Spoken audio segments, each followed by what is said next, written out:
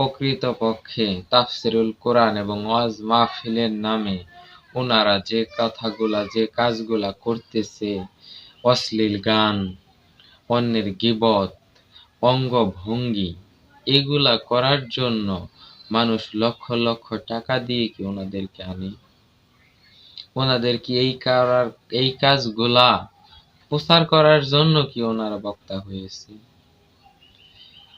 ইসলামের নামে, ওয়াজ মাহফিলের নামে ইনারা কি করতেছে?